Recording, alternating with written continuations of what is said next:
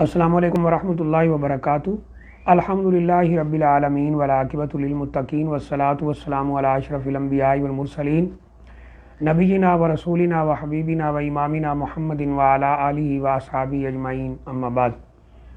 یہ social media کے اوپر رمضان مبارک اور نمازوں کی قضاء کے حوالے سے ایک پوسٹ شیئر کی جا رہی ہے، بہت سارے بھائی سے شیئر کر رہے ہیں، تو اس کے بارے میں بھائیوں نے پوچھا ہے۔ اس پوسٹ کے اندر یہ لکھا ہے، یعنی پوسٹ بنانے والے نے اس میں یہ لکھا ہے کہ اگر کسی کی بہت ساری نمازیں قضا ہوئی ہیں اور اسے نمازوں کی تعداد معلوم نہیں ہے کہ کتنی نمازیں قضا ہوئی ہیں، تو وہ رمضان مبارک کے آخری جمعے کو کہتے ہیں جی 4 رکعت نماز پڑھے، ہر رکعت میں پہلے سورہ فاتحہ پڑھے، پھر آیت الکرسی پڑھے، پھر سورہ کوثر 15 دفعہ پڑھے، یا بعد میں کوئی اور صورت لکھی ہے، تو کہتے ہیں کہ 700 سال کی نمازیں بھی قضا ہوں گی تو وہ ادا ہو جائیں گی۔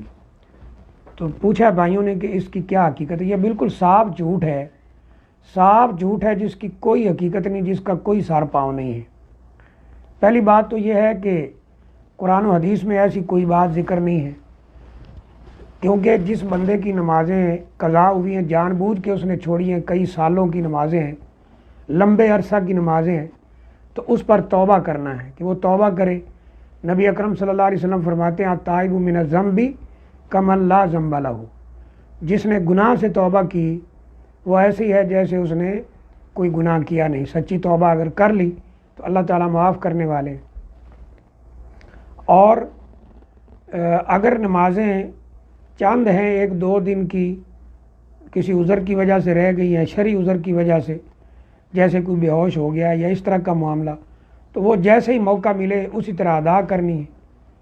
تو یہ کہنا کہ آخری جمعے کو یہ کریں کہ جناب فاتحہ پڑھیں، پھر آیت الکرسی پڑھیں، یہ سورت پڑھیں، تو پھر نمازیں پڑھنے کی ضرورت نہیں ہے، یہ بالکل غلط ہے۔ نبی اکرم صلی اللہ علیہ وسلم سے، صحابہ اکرام سے، ائمہ دین سے، علماء اکرام سے، فقہاء سے، محدثین سے، کسی سے ایسی کوئی بات ثابت نہیں ہے۔ بالکل کسی نے صاف جھوٹ بنا کر اس پوسٹ کے اندر وہ بھیج دیا ہے، اس پہ سوشل میڈیا پہ لوگ اس کو پڑھ کے بڑے خوش ہو رہے ہیں، سبحان اللہ۔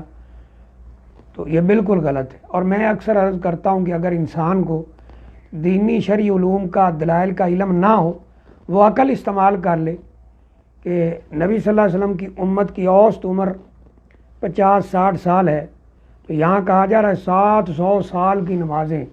نبی اکرم صلی اللہ علیہ وسلم کی امت میں کسی کی عمر 700 سال نہیں ہے۔ اسی سے ہی پتہ چل رہا ہے کہ یہ صاف جھوٹ ہے۔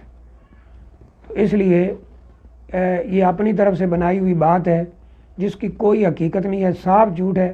ایسی باتوں سے بچنا چاہیے۔